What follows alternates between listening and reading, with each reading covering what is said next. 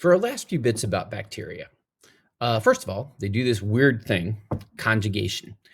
Basically speaking, sometimes bacteria will come up and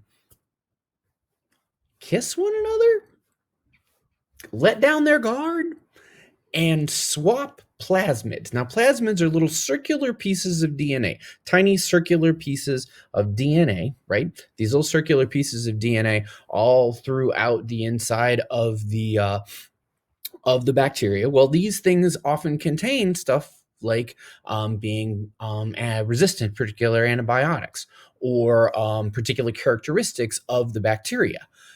Basically, this conjugation is a way that two bacteria, though one is not a descendant of the other, end up passing genes back and forth.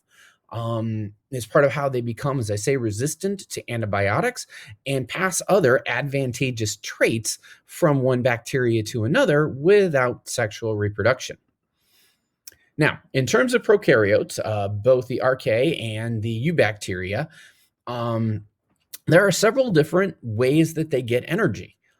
Some prokaryotes, remember, they have a metabolism. Unlike a virus, which does not take in nutrition, does not use energy, bacteria are alive. And so part of what they have to do is take in nutrition and break that nutrition down in order to fuel their life functions. A lot of bacteria are heterotrophs. They just eat things. They just eat them. They break them down and they eat them. Some are photoheterotrophs. And as I put in there, it's a plant zombie hybrid, all is lost.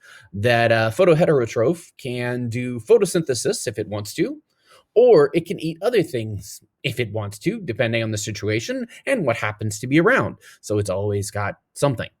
Some of them are photoautotrophs, that it's like, I'm a bacteria, I can't really be a plant, I've only got one cell, I'm not a eukaryote, but I make my own food. You got chemoautotrophs, ones that instead of making food from the sun, they make food from chemical energy, literally to some degree making energy from things that poison other life forms. But these chemoautotrophs, they use chemical energy in order to make their own food. That's another type of way that some prokaryotes metabolize. An obligate aerobe, basically, in terms of using their energy, that concept of cellular respiration, well, some types of bacteria, some types of prokaryotes, they pretty much just do ordinary cellular respiration. In my other videos, I talk about this, that they just, process it normally through glycolysis and so on. An obligate aerobe is a type of bacteria that, in order to use energy, has to have oxygen present in order to make it work.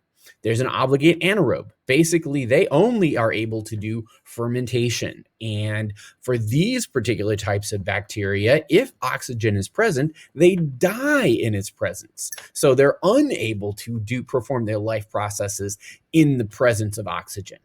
A facultative anaerobe basically is a type of bacteria that when there's oxygen available, yay, I'll make use of oxygen. When there's not oxygen available, I can keep on doing my life functions indefinitely without having that oxygen. That's kind of what a facultative anaerobe does. So in terms of getting energy, in the previous slide, talked about how some of them do photosynthesis, do chemosynthesis, some of them do eat other things, are heterotrophs, some of them manage to do photosynthesis and eat other things, just depends.